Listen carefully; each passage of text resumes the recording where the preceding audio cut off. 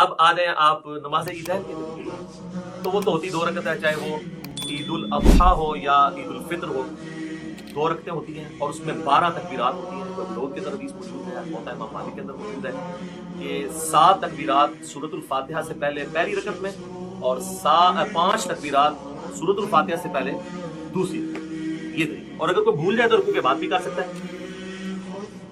اس میں طریقہ یہی ہے کہ اللہ اکبر کہہ کے آپ نماز شروع کریں گے۔ اگر آپ نے وضع الیدین کیا ہے تو آپ جب تکبیرات کہیں گے اللہ اکبر تو دوبارہ ہاتھ ماریں۔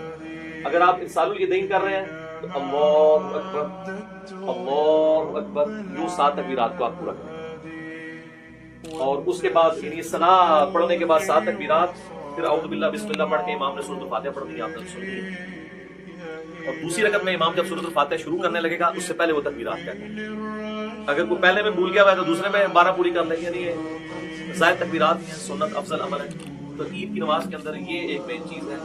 اور عید کی نماز جمعے کی طرح دن کی نماز ہونے کے باوجود جہری، ویسے دن کی جتنی نمازیں ہیں وہ سرن تحزور ہے، جمعے کی بلند آواز سے ہوتی ہے، اور عید کی بھی اگرچہ دن کی نماز ہے لیکن وہ جہر ہے۔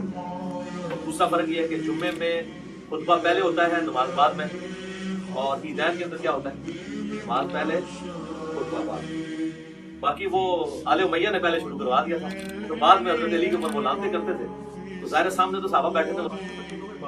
گھر میں نے بتایا کہ اگر رسال الیدین کر رہے ہیں تو رسال الیدین کریں گے، اگر وضع الیدین کرنا ہے تو چھوڑنا نہیں ہے، عربی چھوڑتے ہیں، مجھے پتا ہے۔ ہاں وہ میں نے کلیئر کر دیا کیا کرنا ہے، اس لیے اس کو مزید کلیئر کر دیا۔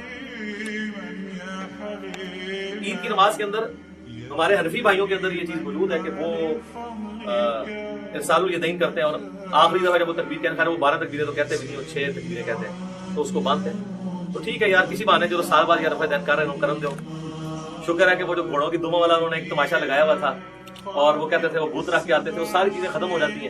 رفع الیدین نماز کا سکون برباد کرتا ہے، تو جس سال بعد وہ سکون والی نماز دی بے سکونی کرنے لگے نا، یعنی سنت کے مطابق عمل کرنے ہی لگے، تو کرنے تھے یار، بعد نہ کرا دیو کہ رفع الیدین ہوا تھا۔ عید قائم ہے تو ان کی ڈاکٹرین ختم ہے، وہ کہتے ہیں نماز کے سکون کو برباد کرتا ہے تو پھر ہر رفع الیدین کرے گا۔